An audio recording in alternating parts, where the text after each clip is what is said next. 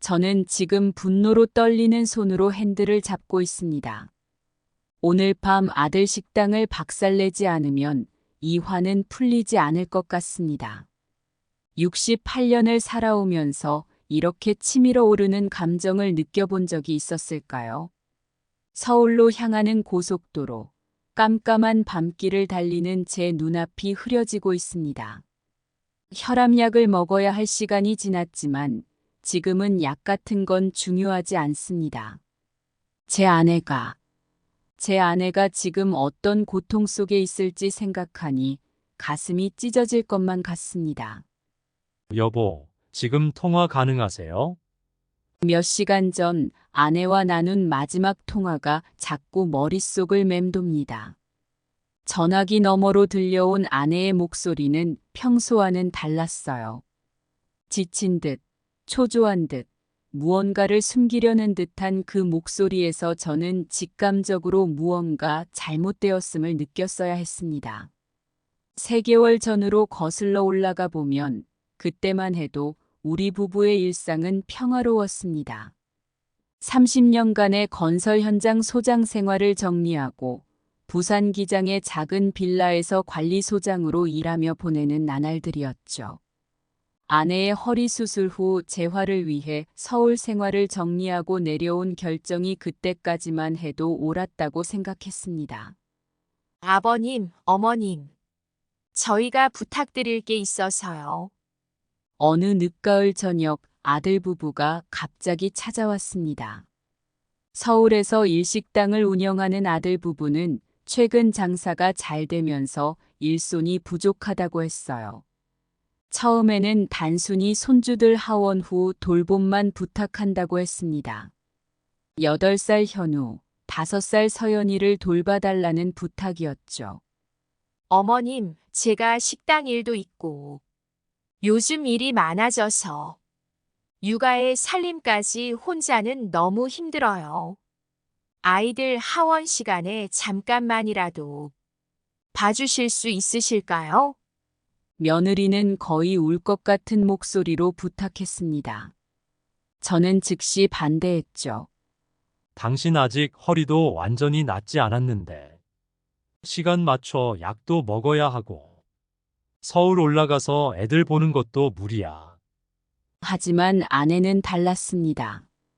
괜찮아요. 손주들 보는 게 뭐가 힘들어요. 나도 심심했는데 잘 됐죠. 그렇게 서울행이 결정됐습니다. 지금 생각해보면 그때 더 강하게 말렸어야 했어요. 아내의 허리 수술 후 재활이 완전히 끝나지 않은 상태였으니까요. 의사는 최소 6개월은 더 조심하라고 했었는데, 처음 2주간은 정말 좋아 보였습니다. 아내는 매일 손주들과 찍은 사진을 보내왔고, 영상통화로 즐거운 목소리를 들려주었죠. 하지만 그것도 잠시였습니다. 점점 통화가 줄어들었고, 보내주는 사진도 뜸해졌습니다. 오늘은 좀 피곤해서 나중에 다시 연락드릴게요. 지금은 애들 재우느라 바빠서. 매번 비슷한 핑계로 통화를 피하는 아내가 걱정되기 시작했습니다. 무언가 잘못되어 가고 있다는 느낌, 30년 현장 소장 경험에서 우러나오는 위기의 감각이 자꾸만 저를 불안하게 만들었어요. 그리고 오늘 그 불안은 현실이 되어 돌아왔습니다. 부산에서 올라간 지인의 전화 한 통이 우리의 평화로운 일상을 완전히 뒤흔들어 놓았어요. 형님, 제가 오늘 우연히 아드님 식당에 갔다가 형수님을 봤습니다. 주방에서. 지인의 떨리는 목소리를 들으며 저는 직감적으로 알았습니다. 이제 돌이킬 수 없는 순간이 왔음을. 차의 속도계 바늘이 조금씩 올라갑니다. 서울까지 앞으로 3시간. 이 길고 긴 밤이 끝나면 모든 것이 달라질 것 같네요. 이렇게 제 이야기를 들려드리게 된 이유가 있습니다. 앞으로 펼쳐질 제 이야기를 들으시면 아마 많은 분들이 저와 같은 분노를 느끼실 것 같습니다. 지인의 전화를 받고 난 후 저는 바로 아내에게 전화를 걸었습니다. 수차례 신호음이 울리고 나서야 아내가 전화를 받았는데 그 목소리는 제가 알던 아내의 목소리가 아니었습니다. 여보, 지금 어디예요? 아, 지금요? 집이에요. 애들 숙제 봐주고 있어요. 떨리는 목소리, 무언가 숨기려는 듯한 말투. 40년 가까이 함께 살아온 사람의 거짓말을 알아채지 못할 리가 없었습니다. 지인이 보내온 사진 한 장이 자꾸만 눈앞에 아른거렸습니다. 주방 한켠에서 무거운 식기들을 나르는 아내의 모습, 허리 수술한 사람이라고는 믿기지 않을 만큼 고된 노동을 하고 있는 모습이었죠. 정말 집이에요? 어디 아프진 않으세요? 괜찮아요. 그냥 좀 피곤할 뿐이에요. 또다시 그 말이었습니다. 괜찮다는 말. 아내는 항상 그랬습니다. 허리가 아파도 다리가 붓고 아파도 항상 괜찮다고만 했죠. 젊은 시절부터 그랬습니다. 건설 현장 소장으로 일할 때 야근이 잦았던 저를 위해 늦은 밤까지 기다리면서도 피곤하지 않다고만 했던 그 말투 그대로였습니다. 전화를 끊고 나서 저는 곧바로 아들에게 전화를 걸었습니다. 어머니 지금 어디 계시니? 아버지, 갑자기 웬일이세요? 어머님은 지금 아들의 말이 잠시 멈췄다가 이어졌습니다.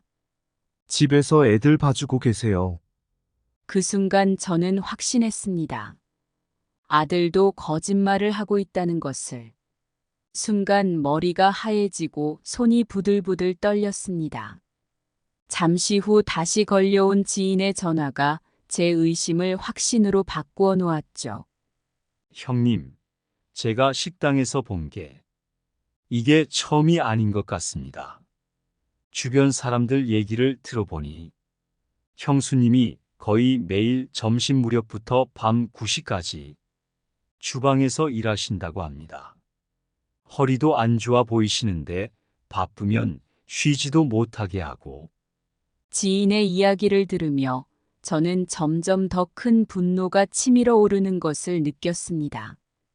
오전에 손주들 등교를 도와주고 그대로 식당으로 가서 밤늦게까지 일하고 다시 손주들 하원까지 챙기는 생활을 하고 있었다니.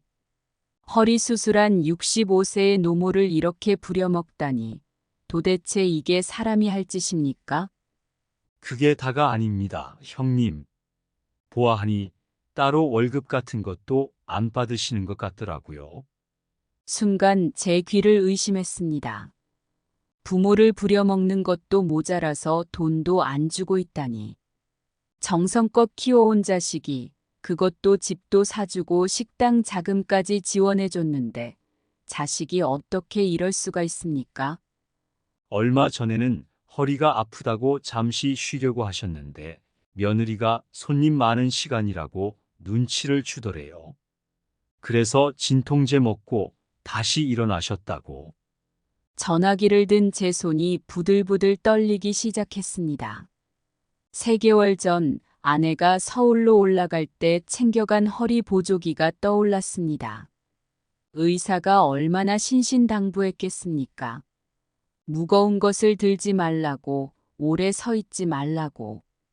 그런데 한 번은 형수님이 주방에서 쓰러지신 적도 있었다고 들었는데 혹시 모르셨습니까?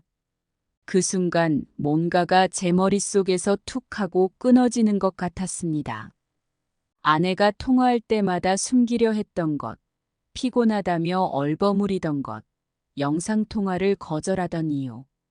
모든 것이 이해가 되기 시작했습니다. 형님, 제가 다른 말씀을 더 드려야 할 것 같은데. 잠깐만. 내가 다시 전화할게. 전화를 끊고 저는 곧바로 차키를 집어들었습니다. 혈압약을 집어넣으면서도 손이 떨려왔습니다. 아내가 그동안 얼마나 고통스러웠을지, 얼마나 서러웠을지 생각하니 가슴이 찢어질 것 같았습니다. 더구나 이 모든 일의 시작은 제가 아들에게 보탰던 돈에서 비롯됐다는 게 저를 더욱 괴롭게 했습니다. 2년 전 아들이 식당을 시작하겠다고 했을 때 제가 2억을 보태줬습니다. 평생 모은 돈의 상당 부분이었죠. 그리고 6개월 전에는 월세가 밀렸다며 보증금 5천만 원을 더 빌려갔습니다. 아버님, 장사가 잘 되면 바로 갚아드릴게요. 제발 이번 한 번만 도와주세요. 그때 아들의 그 간절한 눈빛이 떠올랐습니다. 그런데 이제 와서 보니 그 돈은 온데간데 없고 오히려 제 아내를 착취하고 있었던 겁니다. 식당이 잘 된다더니 왜 직원을 더 쓰지 않고 노모를 부려먹는 건지. 제가 자식을 잘못 키워도 단단히 잘못 키웠죠. 내 아내, 내 자식의 어미 되는 사람을 그렇게 홀대하도록 가르친 적 없다고 생각했는데 어디서부터 잘못되었던 걸까요? 죄책감과 함께 치밀어 오르는 분노에 눈앞이 뿌옇게 흐려졌습니다. 차에 시동을 걸면서 마지막으로 아내에게 전화를 걸었습니다. 여보, 지금 어디세요? 아, 지금은 좀 바빠서. 배경음이 들렸습니다. 주방에서 들리는 식기 부딪히는 소리, 기름 튀기는 소리. 알겠어요. 제가 지금 가고 있으니까 거기서 기다리세요. 여보, 무슨 소리예요? 지금 어디로 온다는? 더 이상 듣지 않고 전화를 끊었습니다. 이제 돌아갈 수 없는 다리를 건너고 있다는 생각이 들었습니다. 자식 새끼들이 어미를 노비처럼 부려먹고 그 사실을 가장이라는 사람이 까맣게 모르고 있었다니. 핸들을 쥔 손에 힘이 들어갔습니다. 가로등 불빛이 차창을 스치며 지나갈 때마다 제 결심은 더욱 굳어져만 갔습니다. 당신 조금만 기다려요. 이제 제가 데리러 갈게요. 속도계의 바늘이 올라갔습니다. 그렇게 저의 긴 밤은 시작되었습니다. 분노와 걱정이 뒤섞인 채 서울을 향해 달리는 동안 단 한순간도 마음을 놓을 수 없었습니다. 지인의 전화를 받은 그 순간을 잊을 수가 없습니다. 형님, 제가 지금 식당에 와 있는데 형수님이 주방에서 일하고 계세요. 허리 아프다고 하시는데도. 가슴이 덜컥 내려앉았습니다. 아내가 식당 주방에서 일한다는 사실만으로도 충격적이었는데 혹시 더 큰 문제는 없는지 걱정되더군요. 그래서 지인에게 부탁을 드렸습니다. 며칠만이라도 식당 주변을 살펴봐 달라고 말이죠. 그렇게 3일이 지났습니다. 그 시간 동안 저는 아내와의 통화에서 느꼈던 이상한 점들을 하나하나 떠올려 보았습니다. 평소 밝던 목소리가 점점 지쳐가던 순간들, 영상통화를 거절하던 핑계들, 피곤하다며 서둘러 전화를 끊으려 했던 순간들. 여보, 지금 어디세요? 아, 집이에요. 애들 숙제 봐주고 있어요. 정말 집이에요? 어디 아프진 않으세요? 괜찮아요. 그냥 좀 피곤할 뿐이에요. 항상 괜찮다는 말만 반복하던 아내. 젊은 시절부터 그랬습니다. 건설 현장 소장으로 일할 때 야근이 잦았던 저를 위해 늦은 밤까지 기다리면서도 피곤하지 않다고만 했던 그 말투 그대로였습니다. 오늘 저녁 다시 걸려온 지인의 전화는 제 불안과 분노를 확신으로 바꿔놓았습니다. 형님, 여기 직원들 말로는 매일 오전 11시부터 밤 9시까지 주방에서 일하신대요. 아내는 손주들 등교를 도와주고 그대로 식당으로 가서 밤늦게까지 일하고 있었던 겁니다. 허리 수술한 65세의 노모가 하루 10시간 넘게 주방에서 서서 일한다는 게 말이나 됩니까? 아버님, 식당 운영이 좀 어려워서 보증금 5천만 원만 더. 6개월 전 아들의 전화가 떠올랐습니다. 식당 자금으로 보태준 2억은 온데간데 없고 월세가 밀렸다며 빌려간 보증금 5천만 원도 마찬가지였습니다. 장사가 잘 된다더니 왜 직원을 더 쓰지 않고 노모를 착취하고 있는 건지 의문이 꼬리를 물었습니다. 서울로 향하는 차 안에서 과거의 기억들이 주마등처럼 스쳐 지나갔습니다. 아버지, 이 식당으로 꼭 성공해서 효도하겠습니다. 2년 전 아들의 그 말이 얼마나 공허하게 들리던지요. 운전을 하면서도 머릿속에서는 자꾸 아내의 모습이 그려졌습니다. 무거운 식기들을 나르고 뜨거운 주방에서 허리 보조기를 한 채로 서 있을 모습을 상상하니 가슴이 찢어질 것 같았습니다. 절대 무리하시면 안 됩니다. 특히 무거운 것을 드는 건 삼가셔야 해요. 수술 후 의사가 신신당부하던 말씀이 귓가에 맴돌았습니다. 식당에 도착하기 직전 마지막으로 아내에게 전화를 걸었습니다. 여전히 주방 소리가 들렸습니다. 기름 튀기는 소리, 그릇 부딪히는 소리. 여보, 지금 진짜 어디세요? 잠시만요. 나중에 다시. 이제는 더 이상 속일 수 없다는 걸 아내도 알았는지 전화기 너머로 들려오는 목소리가 떨렸습니다. 밤 10시가 조금 넘어 식당에 도착했습니다. 이미 영업은 끝났지만 주방에서는 여전히 불빛이 새어나왔습니다. 주차장에 차를 대고 잠시 숨을 고르는데 주방 뒷문으로 나오는 아내의 모습이 보였습니다. 여사님, 쓰레기는 제가 버릴게요. 아니야. 이 정도는 내가 할 수 있어. 젊은 직원의 말을 저리치며 무거운 쓰레기 봉투를 끌고 가는 아내의 모습에 제 심장이 멎는 것만 같았습니다. 허리 보조기를 한 채로 그 무거운 것을 드는 모습. 눈앞이 붉게 물들기 시작했습니다. 평생을 건설 현장에서 일하며 참 많은 것을 견뎌왔다고 생각했습니다. 볼 꼴 못 볼 꼴 별의 별 사건들이 얼마나 많았겠습니까? 하지만 그 순간만큼 제 이성이 무너져 내린 적은 없었던 것 같네요. 주차장에 멈춰 선 차 안에서 저는 조용히 눈물을 훔쳤습니다. 더 이상 생각할 이유가 없었습니다. 차문을 박차고 가게 건물로 들어갔죠. 아버님, 카운터에 있던 며느리가 저를 발견하고 놀란 목소리를 냈습니다. 이제 돌이킬 수 없는 순간이 찾아왔다는 걸 알았습니다.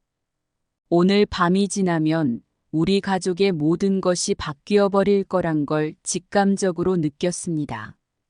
카운터에서 며느리와 마주친 순간 식당 안의 공기가 얼어붙는 것 같았습니다.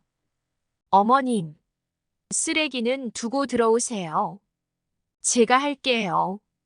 며느리의 다급한 목소리가 밖으로 새어나왔습니다. 이제야 체면을 차리는 모습이 더욱 역겨웠습니다. 주방으로 돌아가려는 아내의 발걸음이 유난히 무거워 보였습니다. 허리를 굽힌 채 절뚝거리는 모습에 가슴이 찢어질 것 같았습니다. 여보, 아내와 눈이 마주쳤습니다. 그 순간 아내의 눈에서 눈물이 흘러내렸습니다. 더 이상 숨길 수 없다는 걸 알았는지 그 자리에 그대로 주저앉아 버리더군요. 어머니, 주방에서 허둥지둥 뛰어나온 아들이 아내를 부축하려 했습니다. 넌 거기 꼼짝 말고 서 있어.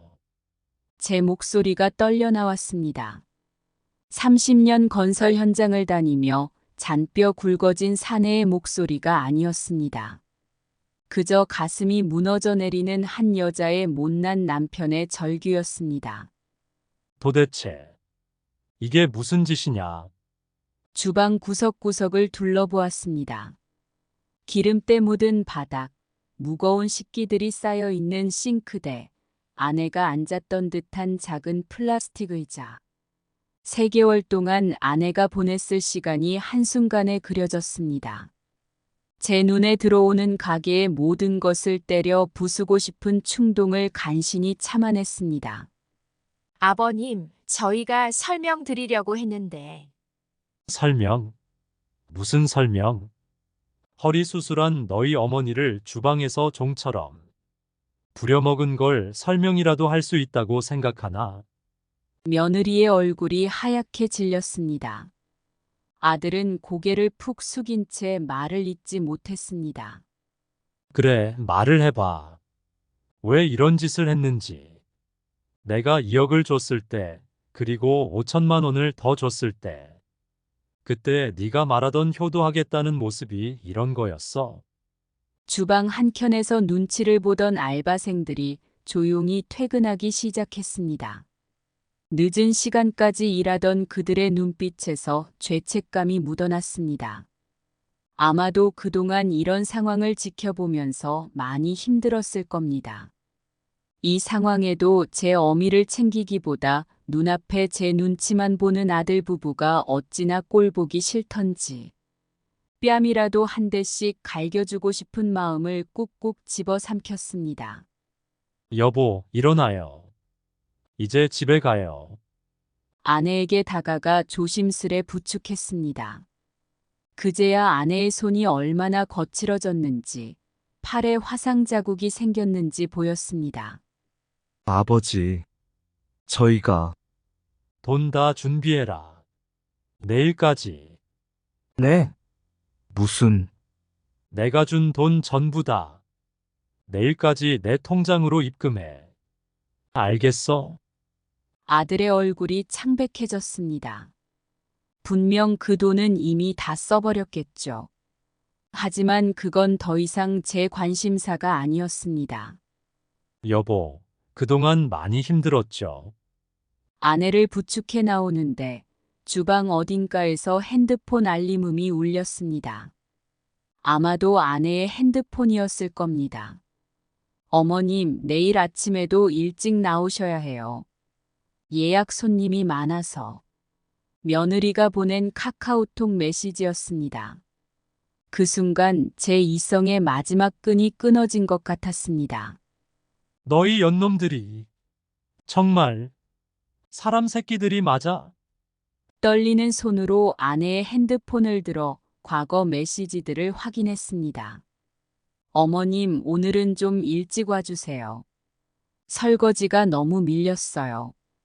어머님 식사는 안 바쁠 때 하세요. 수없이 많은 메시지들. 매일 반복된 착취의 기록들이 고스란히 남아 있었습니다. 더 이상 참을 수가 없더군요. 눈에 보이는 주방 집기들은 다 집어던지고 발로 때려 부수고 나서야 말리러 오는 아들이 보였습니다. 제 어깨를 붙잡는 아들의 손을 팽개치고 귀싸대기를 후려쳤죠. 2번 말 안 한다. 내일까지 돈 안 보내면 진짜 각오해라. 아버님, 저희가 잘못했습니다. 제발. 이제 와서 무릎을 꿇는 아들 부부를 뒤로 한 채 저는 아내를 데리고 식당을 나섰습니다. 차가운 늦가을 바람이 불어왔습니다. 아내의 어깨가 떨리고 있었습니다. 주차장으로 걸어가는 동안 아내가 작은 목소리로 말했습니다. 여보, 손주들은 어쩌죠? 그 말에 제 발걸음이 잠시 멈칫했습니다. 하지만 더 이상 돌아볼 수는 없었습니다. 이미 우리는 돌이킬 수 없는 선을 넘어버렸으니까요. 차에 올라타면서도 아내의 마지막 말이 계속 맴돌았습니다. 손주들은 어쩌죠? 그 말에 담긴 할머니의 안타까운 마음이 제 가슴을 더욱 아프게 했습니다. 여보, 병원부터 가봐야 할 것 같아요. 아내의 상태가 심상치 않아 보였습니다. 꽉 움켜쥔 손에서는 힘이 빠져나가고 얼굴은 창백해져 있었죠. 심야 응급실로 향하는 동안 아내는 계속 괜찮다고만 했습니다. 하지만 그 말이 이제는 더욱 가슴 아프게 들렸습니다. 보호자분 계십니까? 응급실 의사의 표정이 심각했습니다. 허리 디스크가 재발했네요. 게다가 서 있는 시간이 길어서 하지 정맥류도 심각한 상태입니다. 도대체 어떻게 지내신 거예요? 의사의 질문에 아내는 고개를 숙였고 저는 대답할 말을 잃었습니다. 검사 결과는 충격적이었습니다. 허리 수술 부위가 다시 손상되었고 오래 서 있어서 다리의 혈관이 망가져 있었습니다. 혈압도 심각하게 높았죠. 당장 입원하셔야 합니다. 지금 상태로는 일상생활도 힘드실 텐데. 그날 밤 병실에서 아내는 처음으로 모든 이야기를 털어놓았습니다. 처음엔 정말 손주들만 돌보는 거였어요. 그런데 어느 날 주방 직원이 갑자기 그만뒀다면서 며느리가 일주일만 도와달라고 하더라고요. 손주들이 할머니가 보고 싶다고 할 때마다 얼마나 마음이 아팠는지. 아내의 이야기를 들으며 제 어깨가 무거워졌습니다. 그 무게는 분노였을까요? 죄책감이었을까요? 다음 날 아침 아들에게서 문자가 왔습니다. 아버지, 어머니 많이 편찮으신가요? 돈은 최대한 빨리 마련해서 더 이상 읽지 않고 삭제했습니다. 그리고 며칠 후 통장에 2억 5천만 원이 입금되었다는 알림이 왔습니다. 아마도 대출을 받았겠죠. 하지만 그건 더 이상 제 관심사가 아니었습니다. 할머니가 보고 싶어요. 할아버지. 일주일 후 현우에게서 전화가 왔습니다. 천진난만한 목소리로 하는 그 말에 가슴이 미어졌지만 지금은 아내의 치료가 먼저였습니다. 현우야. 할머니가 많이 아프셔서 조금 시간이 필요해. 할머니 아파요? 제가 가볼게요. 전화를 끊고 병실로 돌아오니 아내가 창밖을 바라보며 울고 있었습니다. 손주들 생각에 마음이 아픈 걸 알지만 이대로 다시 그 지옥 같은 곳에 보낼 순 없었습니다. 2개월간의 입원 치료가 끝나고 기장으로 돌아왔습니다. 늦가을이었던 그날의 일이 있고 난 뒤 우리 부부의 삶은 완전히 달라졌습니다. 여보, 이제는 정말 무리하면 안 됩니다. 당신이 아프면 내가 더 아파요. 퇴원하는 날 제가 아내의 손을 잡으며 한 말입니다. 그 손에는 주방에서 일하며 생긴 크고 작은 상처들이 아직도 남아 있었습니다. 매일 밤 연고를 발라주며 저는 그동안 얼마나 아내를 혼자 두었는지 후회했습니다. 처음 몇 주는 적응이 쉽지 않았습니다. 아내는 자주 악몽을 꾸었고 한밤중에 식은땀을 흘리며 깨어나곤 했습니다. 현우야, 서연아, 잠결에 손주들 이름을 부르며 우는 아내를 안아줄 때면 가슴 한켠이 무너져 내리는 것 같았습니다. 하지만 우리는 서서히 치유되어 갔습니다. 매일 아침 아내와 함께 아파트 단지를 한 바퀴 산책하는 것으로 하루를 시작했습니다. 처음에는 100m도 걷기 힘들어하던 아내가 이제는 천천히 공원 한 바퀴를 돌 수 있을 만큼 회복되었습니다. 여보, 오늘은 허리는 어떠세요? 많이 좋아졌어요. 이제 통증도 거의 없어요. 매일같이 건네던 질문이지만 이제는 그 대답이 진심이라는 걸 알 수 있었습니다. 아내의 얼굴에 조금씩 혈색이 돌아오고 눈빛이 맑아지는 걸 보는 것만으로도 행복했습니다. 퇴직금으로 장만한 작은 텃밭에서는 아내가 직접 기른 상추와 고추가 자라기 시작했습니다. 채소를 가꾸며 보내는 시간이 아내에게는 좋은 치유가 되었나 봅니다. 여보, 이 상추 한번 드셔보세요. 제가 직접 기른 거예요. 텃밭에서 막 따온 상추를 건네는 아내의 미소에는 자부심이 가득했습니다. 그 미소를 보는 것만으로도 제 마음이 따뜻해졌습니다. 저녁이면 아내와 함께 드라마를 보거나 책을 읽으며 시간을 보냈습니다. 젊은 시절에는 바빠서 나이 들어서는 익숙해져서 하지 못했던 것들을 하나둘 해나갔습니다. 여보, 우리 이렇게 단둘이 있는 것도 참 오랜만이네요. 어느 날 아내가 문득 그렇게 말했습니다. 그 말에 마음이 찡해졌습니다. 그동안 서로에게 너무 무심했던 걸까요? 하지만 평화로운 일상 속에서도 우리를 짓누르는 무거운 그림자는 여전했습니다. 가끔 우편함에 손주들의 편지가 들어있는 날이면 아내는 몇 번이고 편지를 다시 읽고는 합니다. 할머니, 오늘은 제가 동시를 배웠어요. 할머니가 들려주시던 것처럼 예쁘게 읽었다고 선생님이 칭찬하셨어요. 현우의 삐뚤빼뚤한 글씨를 읽으며 아내는 항상 눈물을 참았습니다. 서연이가 그린 그림에는 항상 할머니와 손잡고 있는 모습이 그려져 있었죠. 여보, 괜찮아요. 이제는 정말 괜찮아요. 편지를 읽고 우는 아내를 안아줄 때면 그때의 제 선택이 과연 옳았는지 의문이 듭니다. 가게를 엎어버리고 아들 부부를 혼내준 일은 조금도 후회되지 않습니다. 잘못된 행동을 하는 자식들을 훈육하는 것도 부모의 역할이니까요. 다만 자식의 잘못을 벌하겠다고 시작한 일이 결국 손주들에게도 상처를 주고 말았다는 사실이 마음 한편에 짐으로 남아 있습니다. 어제는 아들에게서 문자가 왔습니다. 아버지, 어머니, 저희가 정말 잘못했습니다. 현우, 서연이가 어머니를 너무 보고 싶어 해요. 하지만 아직은 때가 아닌 것 같습니다. 아내의 웃음이 완전히 돌아올 때까지, 그때의 상처가 완전히 아물 때까지는 조금 더 시간이 필요할 것 같습니다. 가끔 공원 벤치에 앉아 지나가는 아이들을 바라보며 아내가 조용히 말합니다. 우리 현우가 저만 할 때 참 사랑스러웠죠. 서연이는 지금쯤 많이 컸을까요? 그때마다 저는 아무 말도 하지 못합니다. 그저 아내의 손을 꼭 잡아줄 뿐입니다.